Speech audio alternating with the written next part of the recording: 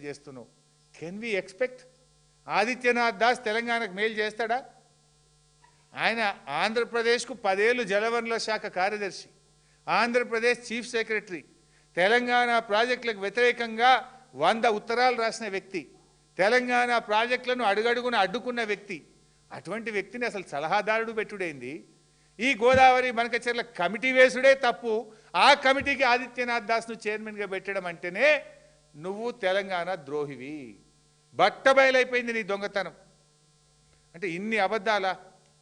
చెప్పు ఇప్పుడు రేవంత్ రెడ్డి, కమాన్ ప్రజలకు సమాధానం చెప్పును.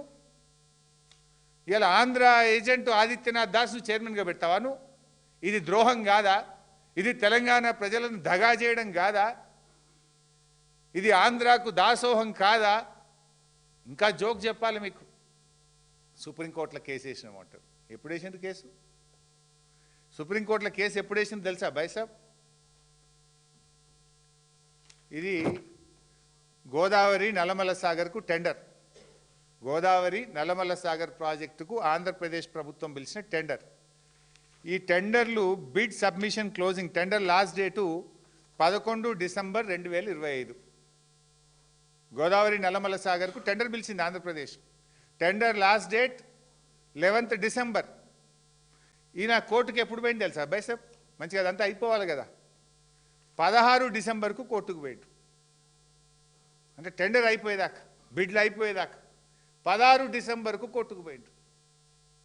ఇంత దుర్మార్గమా?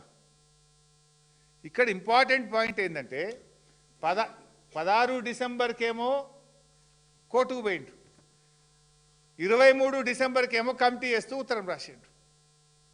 ఇక్కడ 2 విషయాలు మీరు మంచిగా అర్థం చేసుకుంటే, ఫస్ట్ ఏమో టెండర్ అయిపోయేదాకా సహకరించి అసలు టెండర్ ప్రక్రియ ఆపాలని కోర్టుకు పోకుండా టెండర్ 11వ తారీఖు అయిపోతే 16వ తారీఖు నాడు సుప్రీంకోర్టులో ఫైల్ చేసిండ్రు. అయితే ఇక్కడ ఈ కోర్టులో నామమాత్రం, ఇది తూతూ మాత్రం, నువ్వు ఏదంటారు చూడు, నువ్వు కొట్టినట్టు చేయి నేను ఏడ్చినట్టు చేస్తా అనేది ఉంటుంది కదా, అట్లున్నది కథ. ఇది ఈ 16వ తారీఖు నాడు కోర్టులు వేసిండ్రు. కోర్టులు వేసి 23వ తారీఖు నాడు కమిటీలో అపాయింట్ చేస్తూ లెటర్ కేంద్ర ప్రభుత్వానికి రాసిండ్రు. అంటే ఇక్కడ ఏమైపోద్ది, కేంద్ర ప్రభుత్వం కానీ ఆంధ్రప్రదేశ్ ఏమంటుంది, ఈ గోదావరి నల్లమల్ల సాగర్ మీద, గోదావరి బనకచెర్ల మీద మేము మాట్లాడుకుంటున్నాము, తెలంగాణ ఒప్పుకున్నది, ఒప్పుకోవడమే కాకుండా ఈ సమస్య పరిష్కారానికి కమిటీని అపాయింట్ చేస్తూ మాకు ఢిల్లీకి ఉత్తరం రాసింది, మేము మాట్లాడతాము అని కేంద్ర ప్రభుత్వం అంటుంది సుప్రీంకోర్టులో. ఆంధ్రప్రదేశ్ కూడా ఏమంటుంది, ఇది మీ కోర్టుల కేసు వేసింది 16వ తారీఖు,